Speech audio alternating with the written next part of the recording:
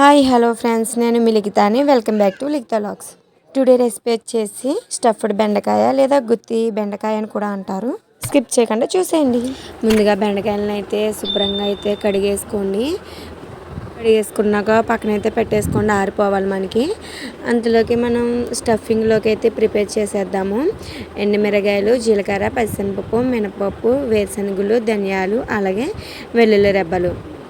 Stove on చేసుకుని కళాయి పెట్టుకుని అందులో 1 స్పూన్ అయితే ఆయిల్ వేసుకుని ఇప్పుడు చూపించిన అన్ని దినుసులు కూడా వేయించేసుకోవాలి. 1/2 స్పూన్ అయితే పసుపు వేసుకోవాలి. ఒకసారి మొత్తం అంతా కూడా కలిపేసుకోండి. అలాగే ఈ విధంగా పైన చూపించిన విధంగా ఏగితే సరిపోతుంది మనకి. ఈసారి పైన చూపిస్తున్న విధంగా అయితే నేను బెండకాయలను అటు ఇటు కూడా ముచ్చుకులు కట్ చేసుకున్నాను. బెండకాయలు పెద్దగా ఉంటే కనుక 2 ముక్కలు అయితే కట్ చేసుకోవచ్చు. ఈసారి వీటిని మిక్సీ ఆడేయాలండి. చల్లారాకైతే ఆడుకోవాలి. అందులో 4-5 వెల్లుల్లి రెబ్బలు, తగినంత ఉప్పు అయితే వేసుకున్నాను. వాటర్ వేయని అవసరం లేదు, మనకి పొడి కింద రావాలి. చూడండి కలర్ఫుల్గా ఎంత ఉందో. పసుపు వేయడం వల్ల మనకి లుక్ అనేది ఆడుతుంది. సో ఇప్పుడు బెండకాయలను అయితే మధ్యకి ఇలా చీల్చుకుని పైన చూపిస్తున్నాను చూడండి. స్పూన్ సహాయంతో కానీ లేదంటే చేతితో కానీ అలా మధ్యలోకి అయితే స్టఫింగ్ చేసేసుకోవాలి. ఇలా మొత్తం అన్నిటిని కూడా స్టఫింగ్ చేసేసుకున్నాను. మధ్యలో అనేది పెట్టేశాను. స్టఫింగ్ బెండకాయ లేదా గుత్తి బెండకాయ అని కూడా అంటారు దీన్ని. సో ఇప్పుడు మనం స్టవ్ ఆన్ చేసి కళాయి పెట్టుకుని నూనె అయితే వేసుకున్నాను. మనం ఎక్కువ వేయని అవసరం లేదండి, జస్ట్ ఒక 4 స్పూన్స్ అయితే వేసుకుంటే సరిపోతుంది. ఈ బెండకాయలను ఒకసారి అటు ఇటు కూడా తిప్పుకుంటూ ఉండాలి.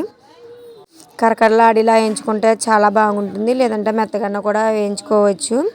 ఇది మనకి సాంబార్ కానీ పప్పుచారు అన్నంలో కానీ సూపర్ టేస్టీగా ఉంటుంది. మనం పప్పు అన్నంలో కానీ చాలా టేస్టీగా ఉంటుంది. చాలా సింపుల్ రెసిపీ. బెండకాయలు లేతగా ఉన్నప్పుడు చేస్తే ఇది చాలా టేస్టీగా కూడా ఉంటుంది. ఇలా కూడా మీరు ట్రై చేయండి. ఎలా వచ్చిందో నాకైతే కామెంట్ చేసి చెప్పండి. లాస్ట్లో మనకి వేగిపోయాక అయితే కనుక పౌడర్ అనేది మిగులుతుంది కదా మనకి, అది పైన అయితే జల్లండి. కారం జల్లినట్టే జల్లుకుంటే బాగుంటుంది. దాంట్లో అది కారపొడిలా ఉంటుంది, మనకి అన్నంలో కలుపుకొని తింటే చాలా బాగుంటుంది. చూడండి రెడీ అయిపోయింది మనకి.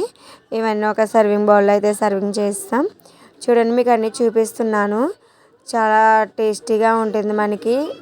నార్మల్గా కూడా తినేయచ్చు, క్రిస్పీగా ఉంటాయి, సూపర్ టేస్టీగా ఉంటుంది. చూడండి చూస్తుంటేనే నోరు ఊరిపోతుంది కదా. ఇంకెందుకు ఆలస్యం, మీరు ట్రై చేసేయండి. నా ఛానల్ని ఎవరన్నా కొత్తగా జాయిన్ అవ్వాలంటే సబ్స్క్రైబ్ చేసి లైక్ చేసి ఫాలో చేయండి.